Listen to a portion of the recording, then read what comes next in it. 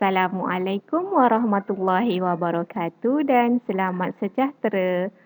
Bertemu kita lagi di kelas Cikgu Afiq. Okey, topik kita pada hari ini adalah masa dan waktu, iaitu menyelesaikan operasi asas tambah dalam bentuk pecahan dan perpuluhan melibatkan jam dan minit.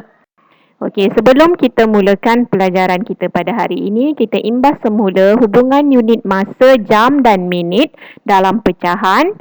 Asas dia adalah 1 jam sama dengan 60 minit. Okey, pada pelajaran yang lepas, kita telah belajar menukar pecahan masa jam kepada minit. Okey, di sini saya telah permudahkan, maksudnya saya pendekkan. Okey, 1/2 jam maksud dia 30 minit. 1/2 jam itu kita perlu darabkan dengan 60 pada pelajaran yang lepas. So, hasilnya ada 30 minit. Kemudian, 1/3 jam, 20 minit. Kalau 2/3 jam, maksudnya 20 darab 2. So, 40 minit. Okay, 1/4 jam sama dengan 15 minit. Okay, 3/4 jam, 45 minit.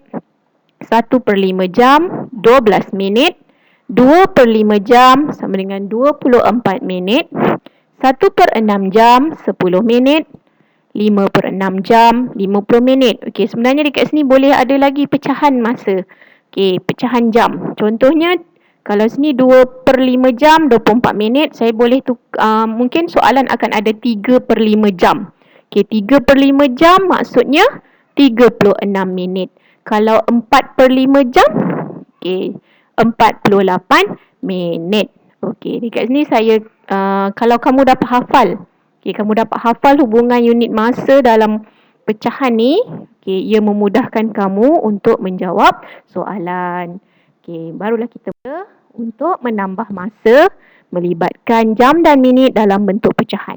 Okey, yang pertama, contoh yang pertama, soalan dia adalah 30 minit tambah 1/6 jam sama dengan berapa minit. So, di sini 1/6 jam kita perlu tukar kepada minit. Okey, 1/6 darab 60. Okey, kat sini kamu dah belajar pada yang lepas. So, 1 darab 10 hasilnya adalah 10 minit. So, 30 minit tambah 10 minit. Jawapan dia adalah 40 minit. Okey, next. Soalan kedua. Okey, contoh 3/4 jam tambah 40 minit sama dengan berapa jam dan berapa minit. Okey, di sini saya akan ubah 3/4 jam. Okey, biasa kalau murid-murid pun dia tak berapa suka pecahan kan. So, dekat sini kalau kamu hafal 3/4 jam, kalau dah hafal 3 darab 15, 40 minit tambah 40 minit. So, jawapan dia adalah 80 minit. Sekiranya kamu jawab 85 minit. Kalau markah soalan tu 2, kamu dapat 1 je. Sebab soalan ni nakkan jam dan minit. So, kena tukar 85 minit. Kena ingat hubungan jam dengan minit. 1 jam adalah 60 minit. So, 85 awak tolak dengan 60. Awak akan dapat 1 jam 25 minit. Okey. Next, sekarang saya terus masuk pada menambah masa melibatkan jam dan minit dalam bentuk perpuluhan. Okey, perpuluhan pula.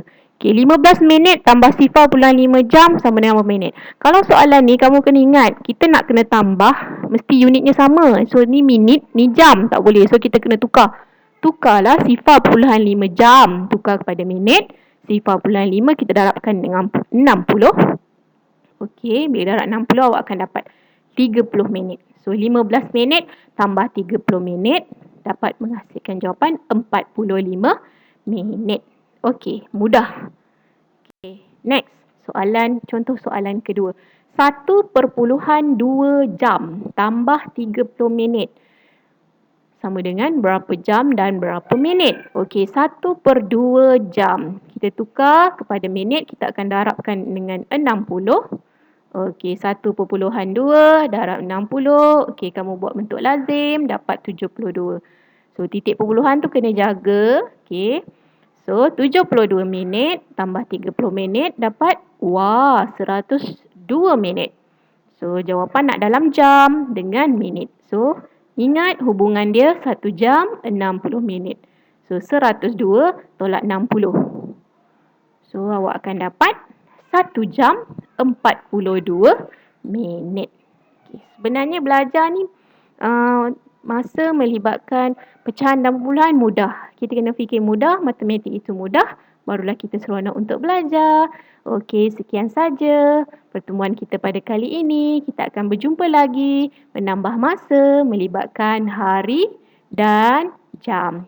Okey, bertemu lagi. Bye. Assalamualaikum.